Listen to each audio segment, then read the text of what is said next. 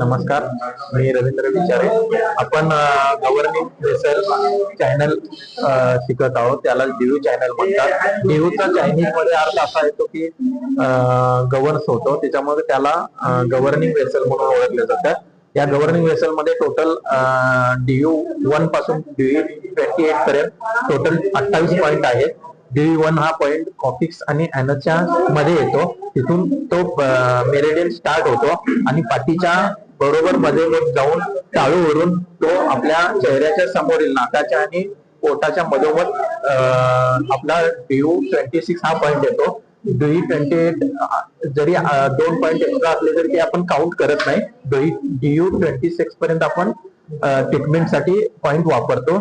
यामध्ये अजून एक गोष्ट येते की DU15 पासून DU19 पर्यंत जे मानेच्या वरती किंवा आजूबाजूला जे पॉइंट येतात ते आपण इमर्जन्सी डेंजरस पॉइंट मध्ये ओळखलं जातो.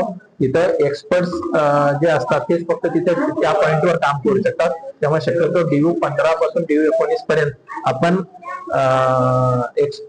जर एक्सपर्ट नसेल तर त्याच्यावर काम करणे टाळावे. त्याच्यानंतर मी आता तुम्हाला आज DU13 हा पॉइंट दाखवणार आहे. तर त्यामध्ये त्याचं लोकेशन आहे, त्यालाच चायनीज नाव आहे टॅओ डॅओ हे त्याचं चायनीज नाव आहे आणि त्याचं लोकेशन आहे की थोरेसिक व्हर्टिब्रा 1 आणि 2 च्या बरोबर मध्ये हा पॉइंट येतो. तर त्याचं इंडिकेशन आहे इपिलिप्सी मध्ये, बॅक पेन मध्ये आणि